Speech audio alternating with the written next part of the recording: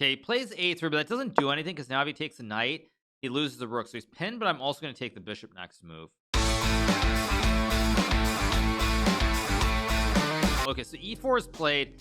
We're gonna play this very traditional. This is for the viewers. This is very no, we're just gonna do traditional rapid arena. Let's play knight 6, bishop c5. Nepo is very confident. I think too overconfident. I thought the press conference today was very telling in terms of like he thought king f8 was completely fine. Now objectively it was fine, but it was like he didn't sense any danger, and that's really the big risk. So that's what I would say. Okay, so we're gonna get an Italian. We're gonna keep position symmetrical here. I'm gonna go h6 to stop bishop g5 here. Now, one of the earliest books that I ever read, I guess I'll Google it.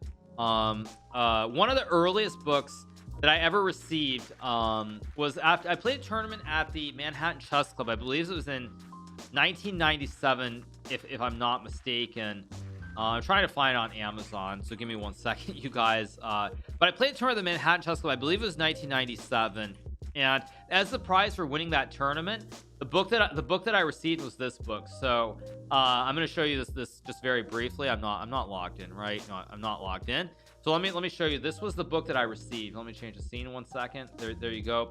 This was the book. It was Fireside Chess Library, Josh Waitzkin's Attacking Chess. When I won that tournament at the Manhattan Chess Club, the prize I got was this book, and it harkens back to this position where in the book they show symmetrical with they show d6, castles, bishop g5, h6, bishop h4, bishop g4, knight d5, knight d4, and white wins by 1 tempo. So I thought I would point that out just so you guys are aware. So I'm gonna go h6 to stop bishop g5 here on this nasty pin. Yeah, that was I think it was 1997, and that was the prize. I think I won the tournament, and the prize was that book. And I remember reading that book cover to cover. So yeah, it's fun times. Your memory is amazing. Kids don't do books. What do you mean? I don't know what you mean by that. How many authors of these books do I think I could read? Probably the majority, honestly, but who's counting? Okay, I'm gonna play d6 now. I have bishop g4 here, but he doesn't have bishop g5, so I cover the square. I'm gonna immediately pin him with bishop g4. Again, if he had the bishop here, he could break the pin, but he can't really do that, so it's kind of hard to play for white.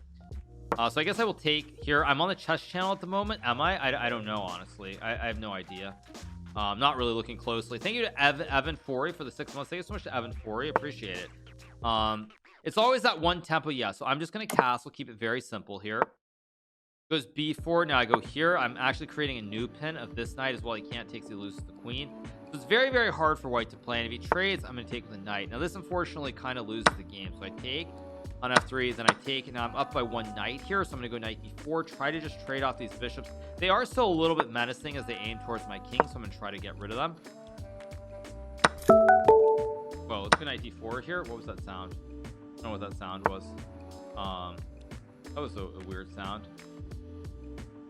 So yeah, all right. So what are the moves? I have knight takes c2 here, which looks good. Knight c2, come back to d4 here. Yeah.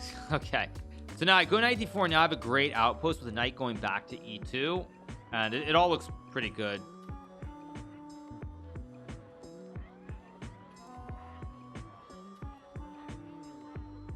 Thank you to User Friendly for the gifted sub. Thank you so much, User Friendly. Appreciate it. Thank you so much. But I do have to say once again, like I'm feeling a little bit low after this game today, because I really feel like I feel like things are things are kind of petering out.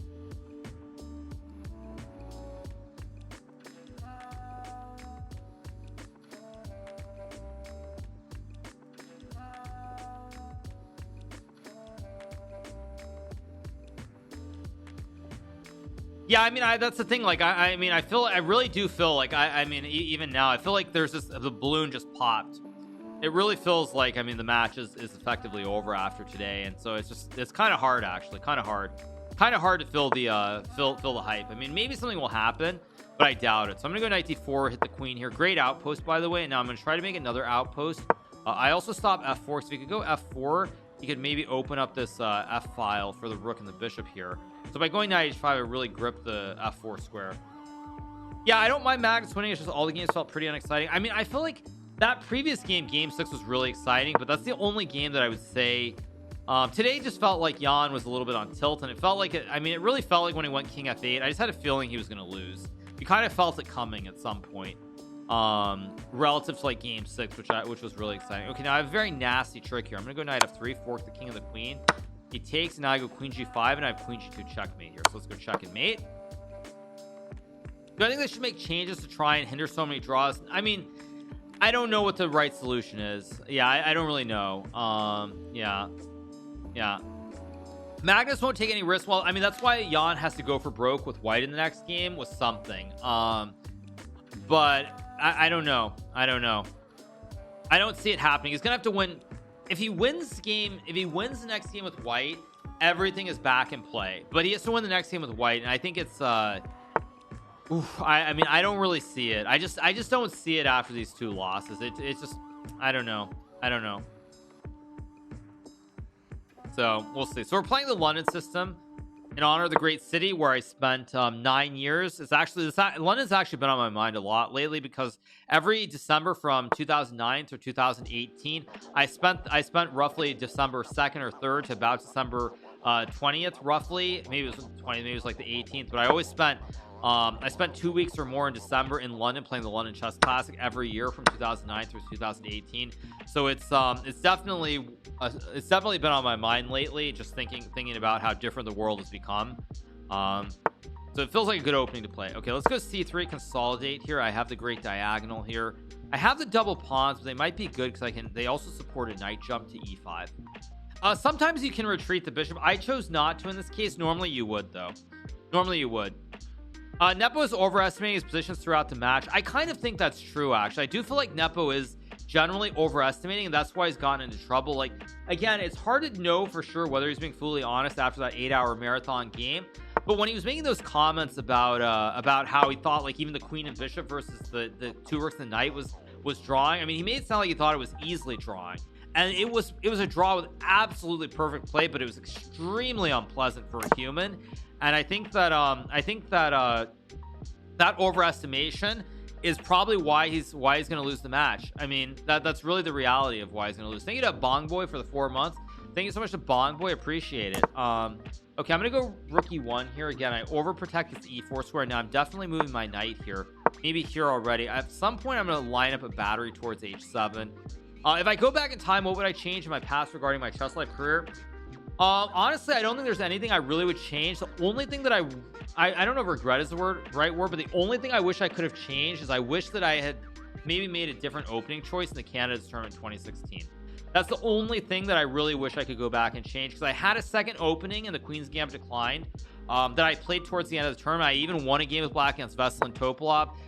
If I had played that opening from the start instead of playing the Queen's Indian, maybe I win that tournament. Again, you know, it's always easy in retrospect, obviously, but that's the only real regret that I have in my chess career, I have to say. Whoa, thank you to Chess for the raid with 6311. Thank you so much to Chess for the raid. Thank you to Comic Possum for the 4. Thank you to Zoid for the prime. Relax Relic and Procrastinic with the prime. Thank you so much. Appreciate it. Once again, all you guys who are coming from Chess, hope you enjoyed game 8 between Magnus Carlsen and Jan Nepomniachtchi. Obviously Magnus won a very convincing game, and I feel, you know, it's very tough, and I think the match kind of is over, but it's what it is. Anyway, we are doing a View Arena educational, so we're playing a Smurf card. It's unrated, trying to give beginners and intermediate players more of a feel of what's going on in the game. I was answering some questions, so a good question I was just answering was about my biggest regret in chess, and I will say the only regret that I have is that when I played the Canada's tournament in 2016, I played an opening that I didn't normally play. I had prepared a lot with Peter Leko, which was the Queen's Indian. I lost 2 games in that tournament. I lost to Levana Roni, and I lost to Sergei Karyakin in it. But I also won 2 games, and one of them was with the Queen's Gambit decline. So that's the only regret that I have. The only regret I have. So it's what it is. So no, I mean, that's the only regret I have in my chess career, is that I wish I had that back. Only regret. Okay, I'm gonna do a rook lift here, like rook g3, maybe bishop h7, and especially because I won a game with the Queen's Gambit decline against Veselin Topolov. That's the only real regret I have. Like, I don't regret, you know, not beating Fabian or not getting the candidates in 2019. None of that other stuff. Obviously, I'm very blessed to have this career as a streamer, to do so well financially compared to as a professional chess player. So I don't regret any of that. So that is the only regret I have, was that when I played the candidates, I had my one shot that I didn't play the Queen's Gambit decline from the start. So yeah, even thinking about it makes me a little bit sad, I will say, but you can't go back and change history. It's what it is. It's what it is. So that's life. Yeah, I mean, I think you guys can kind of tell, like, it's the only thing that I really that makes me feel sad. Cheer up. Oh no, I'm completely fine overall. It's just when I think about it, I think back to it, it just makes me sad. It just does. So that's what it is. Obviously, what can you do?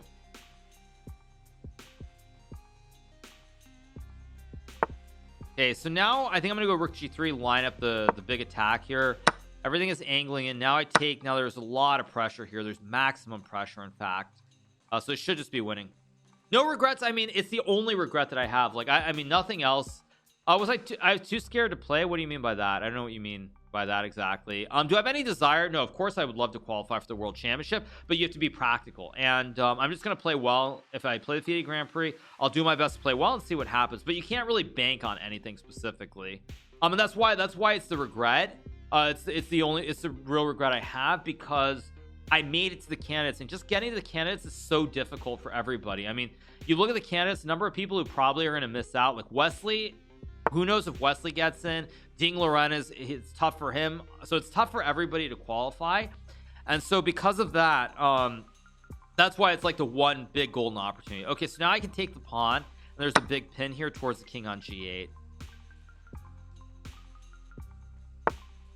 And now I have a pretty clean one. I take this way, I'm gonna take with the queen. There's a checkmate here, all kinds of checkmates lurking. All right, so he resigns. Let's keep going. All right, I'm gonna play e4 this time, something a little bit different, but yeah.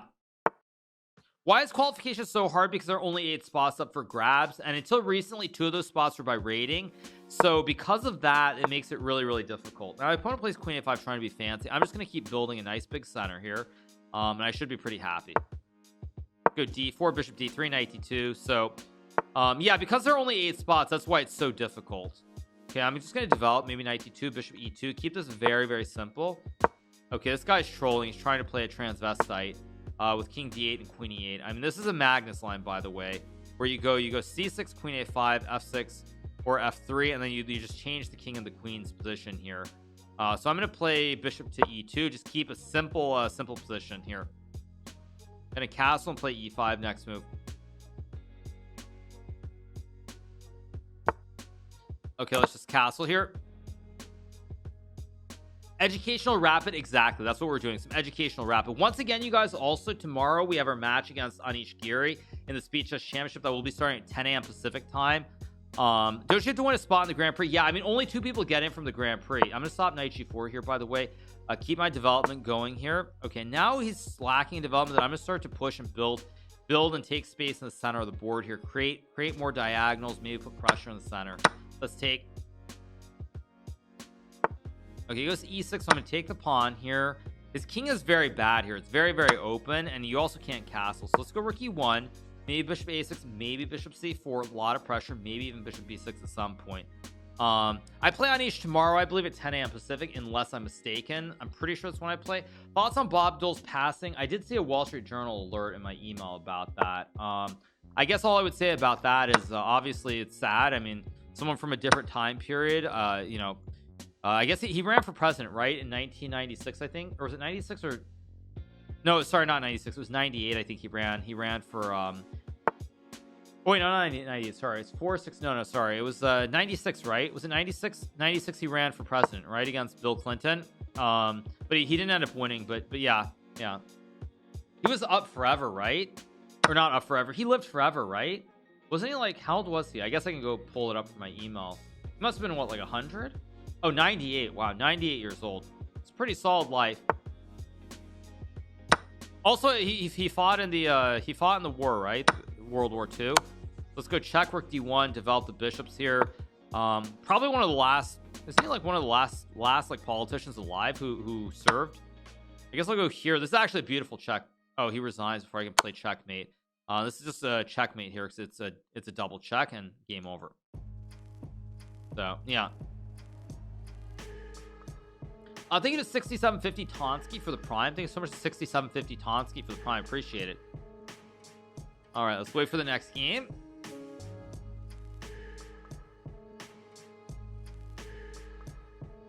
I think we all knew Carlson would beat Nepo over a stretch of classical games, but who among the 2700 club do you think can beat Magnus in a match? I mean, it's very, very tough, obviously. I'm going to play standard chess here, knight f6. I think what I would say is I think the brightest potential challengers are Fabiano if he can get back to another world championship match. I think I would say that Ali Reza, of course, up and coming. He's a different generation. He has a chance. Duda maybe has a chance. And maybe Ding Laurent, although Ding has not played classical chess in basically as long as I have, so I'm a little bit skeptical about Ding Laurent. So I'm gonna go c6 and queen b6 here. But yeah, I would say the three most likely players are Duda, Ali Reza, and Fabiano. Ali Reza gets triggered too easily. Like I said about Ali Reza, he should go see a sports psychologist, and he needs to calm the nerves. Not even for playing a world championship match, but even just the candidates, because he's going to be feeling a lot more pressure than he's ever felt in his entire life. When you play the candidates, it's a completely different experience than playing any other tournament, and that's why usually in the candidates tournament, players play significantly worse than they do on average. So Ali Reza should probably, he's got to do something about those nerves for sure. Also, because what I would say is, even though he won the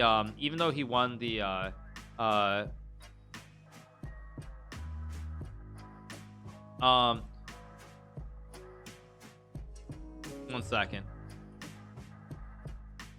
but that's what I would say. What I would say is, yeah, I mean, the quality of play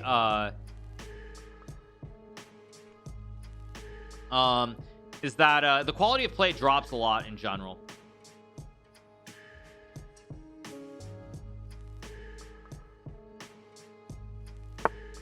Psychologists aren't that good, no, but what I would say is that the Candace term is so completely different. It's a completely different event. I mean, having played in it, I mean, I've played basically other than a world championship match, I played every tournament, and I'm gonna be honest, I think that's the one thing that you go into it, you don't realize how much pressure it truly is. And also in the Grand Swiss, Ali Reza got a lot of good positions out of the opening. When you play the candidates, you're not going to be getting good positions out of the opening. You're going to have to grind to win here and there. There's going to be very few decisive games since everyone is so well prepared. So I mean, for someone like Ali Reza, he's really going to have to keep those nerves in check. Okay, now here my opponent's kind of misplayed this position here, because I can go knight e4, target the bishop, target the knight. I have knight c3 as well. It's a very nasty pin for me, and I think that I should be winning. Yeah. Grateful that you're streaming, Hikaru. My chess level is improving every day. Thank you so much. Appreciate it. Thank you. Appreciate it. Was I invited this year? Invited to what? I don't know what you mean. Invited. So, okay, this is a mistake now because I can take the knight. He has to take it, and then he loses the bishop because the knight no longer guards it after the capture. And now I should be winning pretty smoothly. Oh, let's go knight e4. Let's trade down again. I have an extra knight here on the board, so trading is very good. 2700 level, the edges are very, very small. Very, very small. A psychologist helped Ronnie O'Sullivan become the greatest snooker champion of all time. I mean, Ronnie the Rocket is just amazing. What can you say about him? But yeah, that's what I would say about Ali Reza very specifically. I mean, everyone's different, but for him, I mean, having never been in such a situation, the fact that, I mean, there's such high expectations for him. I mean, I think he needs to really just make sure that he keeps nerves under control. So yeah, all right, let's see. I'm gonna go knight d7, put the knight in the center. He created a big weakness. He created the Swiss cheese on e4, so I'm just gonna take the square with my knight.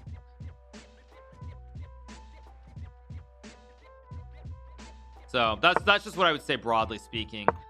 Is that I think the three players are Fabiano, Ali Reza, and maybe Duda, although Duda is extremely up and down too. Okay, so now I'm still up at knight. I have a great knight in the center here, and I think now the only thing is it's a very close center. So even though I'm up on material, I need to open the center of the board at some point. Maybe f6 and e5 here. What was the question? Would I ever be interested in doing another candidates turn if given the opportunity? Oh, I would love to play in the candidates again. Obviously I would. I'd love to play in the candidates again. So that's what I would say. No, I would love to play the candidates again. Obviously I have to qualify, but I would love to. Yeah, obviously. Thank you to Zen 546 for the prime. Thank you so much to Zen 546. Thank you so much for the prime. Okay, plays h4. Now again, I want to go f6 and e5, but that hangs the pawn. So I'm going to line up. I'm going to go here. Idea to play f6 e5 again. I used this rook because on the a file there's nothing going on. Like I've got the queen, the pawn, there's nothing happening. So by going here, when I play f6 e5, if it opens up, the rook has an open file, and both rooks are optimally placed here for the position to open up. Thank you to Alec S for the prime. People are really hard on Ali Reza for his actions. Like I said, I mean, show me anybody who is like mature and like a great person at 17. They get a token for the 5 gives. Yeah, I mean, everybody likes to be really nasty about it, but come on, let's be serious. He's 17 years old, and you expect him to like be what, like a wizened aged like champion. Even Magnus at 17, there were a lot of instances of him like losing games and throwing tantrums. So like people are like just out of their minds. Okay, now I take all the pawns here in the center of the board, and this should be very good. So that's what I would say is like people are just like, I don't know, people love to be critical, and it's just insane. Okay, I'm gonna take the pawn next move here. I am 17 years old, Magnus. How dare you beat me? Yeah. Do I still the fire? I mean, yeah, I'd love to play. I mean, a lot of people misinterpret me not playing tournaments as like I'm just happy being a streamer or making a lot more money than and that I have no intention of playing again. But that's not the reality. I do want to play again. It's just a matter of timing, situations, and of course I'm not going to take undue risk. Like as I said before, like with Riga Latvia, the situation turned out to be different, so I will openly say that in reality I should have played that tournament because what the situation ended up being versus what it appeared it was going to be was quite different.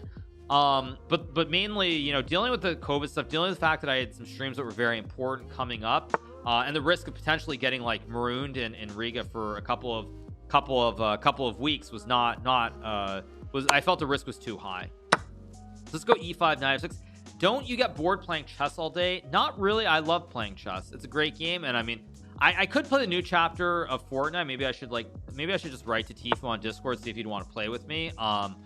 Let's go h5, knight f6. But again, like I do love chess. I'm sure I could probably play a game with like Nate or Cypher or Tifu. I mean, obviously I suck major, you know what, but I'm sure I could play a game. So let's go knight f6. I have pawns in the center to push, and I like my position. By the way, Cypher's on his 100. He's on his 100-hour like stream, right? If I'm not mistaken. Yeah. No, I've had some DMs with Tifu. Let's go e4, maybe d4, d3. I really like my position here. Then you know how we feel playing you in chess. Oh, I know. That's the greatest thing. I will admit that's the one great thing that it really puts in perspective. Is like when I've tried to play some of these, when I've watched some of these streamers, and Tifu specifically was the streamer. Like when I first started going big on Twitch and like watching and getting into it, Tifu was the guy I always watched him play Fortnite, and like I was watching him play Fortnite. It's so amazing what he would do, and I'm like, I get all pumped up to go play the game, and I try to play, and obviously the end result is quite a bit different for me. So it's really, I will say that was a really good experience to have, because then it's like when I'm streaming chess, it helps me understand why people, I mean, what's so fascinating about watching me play chess. Okay, let's go rook d8. I'm gonna start pushing this pawn down the board on the d file. So I'll take the pawn. What happened to my hair? Oh, my hair is fine. I think in the back it's not great, but yeah. Wow, I can do that. Gets something by a 12-year-old. Exactly. Yeah, exactly. Not Mac. You're just like, you're so pumped. You watch all these things, and you're like, okay. I mean, you build and do these things, and you try to do it, and somehow, yeah, like the end result just isn't the same. Like you think you aim the gun in the same spot, but somehow you don't end up headshotting the guy. Need an Arsenal for the 5 months. Appreciate it. So I would say that's one good thing, though. It really does put it all in perspective. Thank you to XX Swift for 12 months. Thank you so much. Appreciate it. Thank you.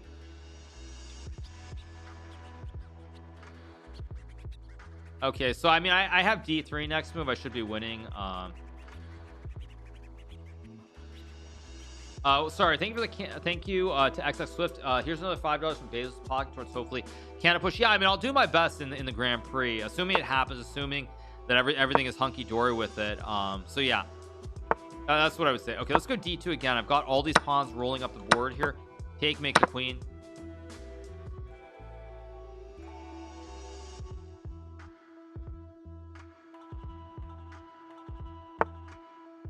All right, he goes rook f2, so I should have some way to make a checkmate here.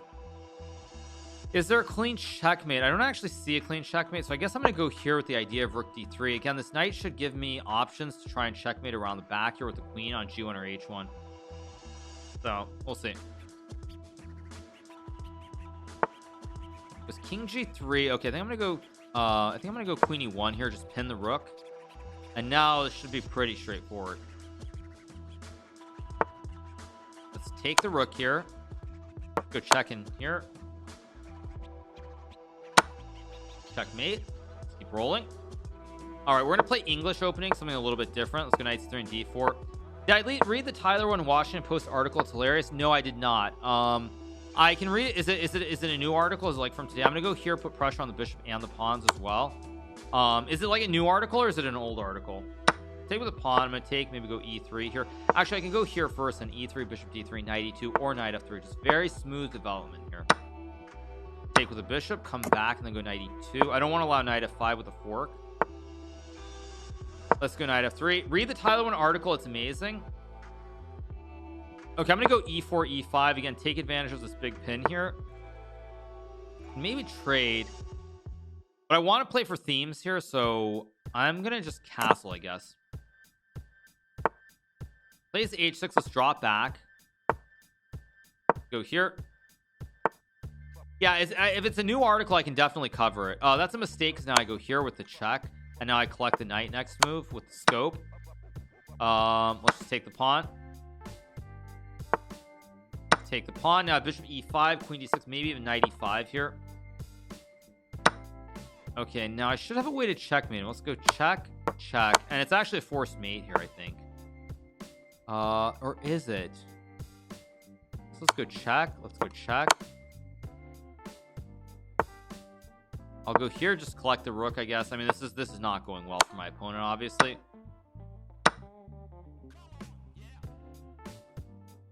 This guy's playing too fast. Yeah, he's playing way too fast. I guess I'll just go here, just keep trying to attack. Go here, maybe rook e7, rook b7. This king is so open here. Go check, take, and mate.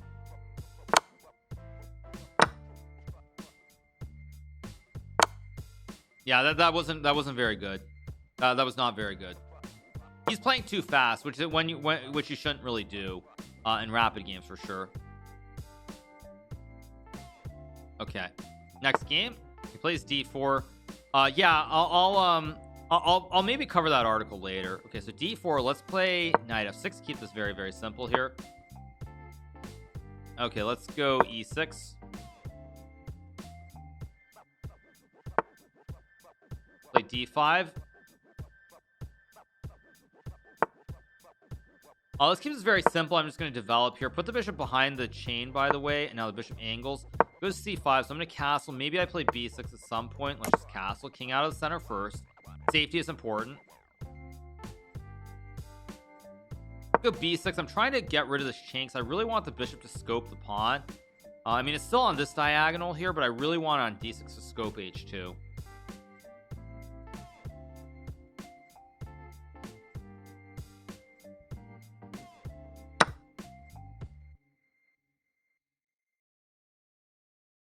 All right, I guess I can take the pawn and keep going. By the way, Rasmussen's, I see your message. I'll ask my mods. Let me see.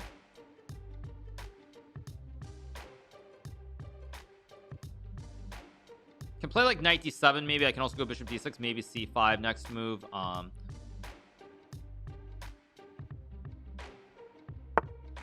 right, so my opponent is trying to play for e4 here. Maybe I have knight c6 and knight b4 to target him. This is a really nice diagonal that he has too. So I'm gonna go here and knight b4, I think. I guess I'll go here. I have knight b4 to fork the queen and the bishop here. and I think I'm doing fine. C5 was another move. Putting the knight in front of the pawn isn't always best. Am I retired from pro chess? No, you guys, I'm not retired from pro chess, contrary to public opinion, thinking that I am just because I haven't played a tournament in 2 years. So yeah,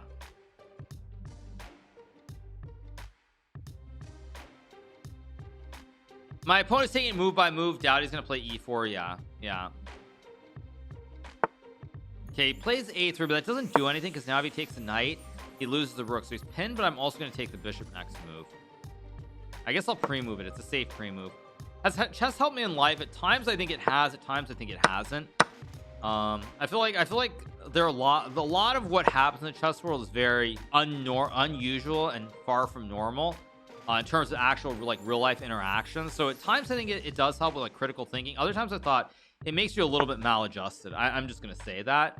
So I can collect the rook here, and now I'm gonna push c5. I'm just gonna be honest. Like sometimes I actually think that you end up becoming a little bit unusual, shall we say, because of it.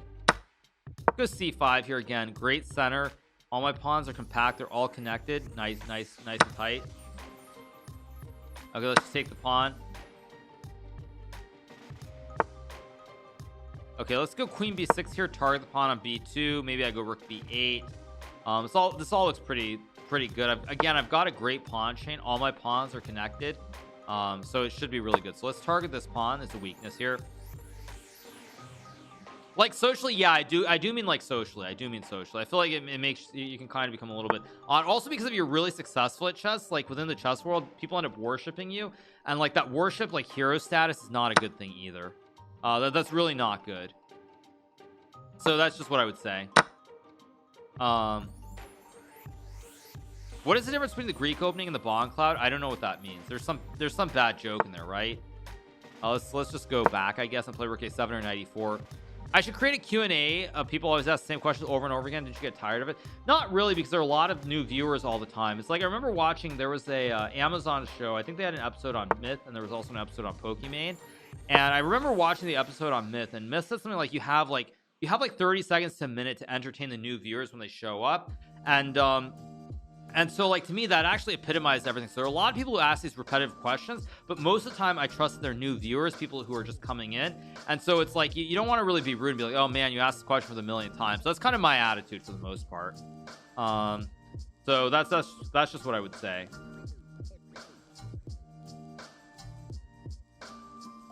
Would I play in the World Rapid and Blitz? Hopefully I will. Yeah. So that's generally my take on things, is what I would say. I don't know what the show was, but I remember I watched that show before chess took off, actually. I remember watching that show, and play rook a7 it takes. The Amazon show, what was it called? Let me see if I can find it. It was called Streaming. No, it's not Streaming IRL. What was it? Oh no, it was Streaming IRL. Yeah, it was Streaming IRL. That's what it was called.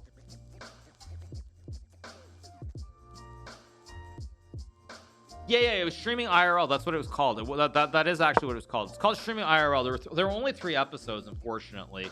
I wish there had been more. It's crazy because that was done in December of 2019. Like, it feels like they should have like kept that going during the pandemic. But at any rate, that's what it was.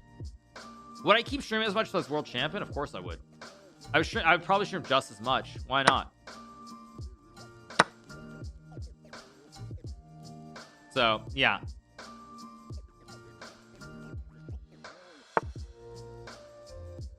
It's funny though, actually. It's interesting. Like I like that. I actually like the short episodes, but like I just googled it on my other monitor, and it says the show was not well received. It's kind of funny, actually. I actually liked it when I saw like the 3 episodes, but I'm just googling it, and they're basically saying it was terribly received. But I remember watching that, and that's where I remember watching that early in 2020 before chess took off, and I remember that Myth quote. He was saying like you've got like 30 seconds to a minute to like entertain the new viewers when they pop up before they just leave and find another stream.